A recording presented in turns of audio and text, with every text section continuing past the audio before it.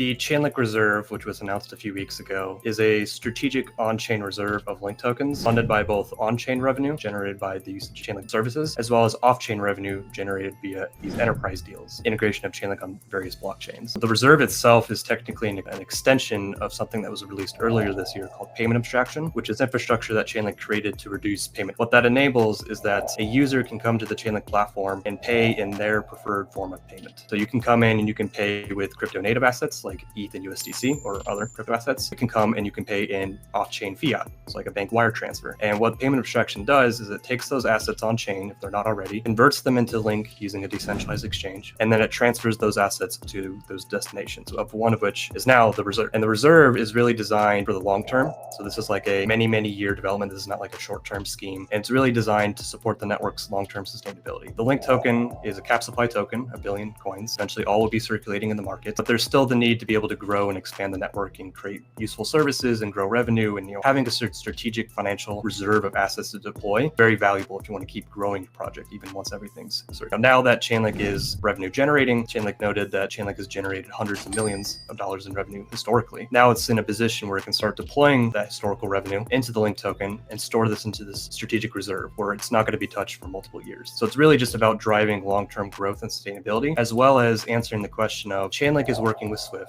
or JP Morgan or some bank, some entity. They're paying for Chainlink services in dollars off-chain because for whatever legal business reasons, they can't pay with cryptocurrency. There's plenty of businesses like that. Should Chainlink say like, no, you can't pay us in that, we're not going to take your money? Like, they're going to take the money and then put it back into the system. So by putting that revenue on chain and converting it to Link, it's directly connecting this huge pot of enterprise revenue that Chainlink is generating and continuing to grow, and directly connects that back to the token, which then fuels the system's long-term growth and sustainability. It's really creating a unification between all these different sources of revenue. As far as I'm aware, and I'm like, this is the first time that a project has brought off-chain enterprise revenue on chain and converted it and put it back into its own native token. There's Hyperliquid with their buyback system, which was fantastic to see, but it's all on chain. So like you can see all the flows. But when you're signing a legal contract with a bank because they need someone to sign a contract with, you have to be able to connect that back to the token. And I think that this Chainlink Reserve, which is effectively a buyback program, is a very clear answer of how does that revenue connect back to the token to support the network sustainability and grow the network economic. What I've seen is that people have been very bullish on Chainlink from like a technology perspective and an adoption perspective, but they never saw the connection of how that ties back to the Link token. And I think with the Reserve, it provides a very clear answer of how you as a token holder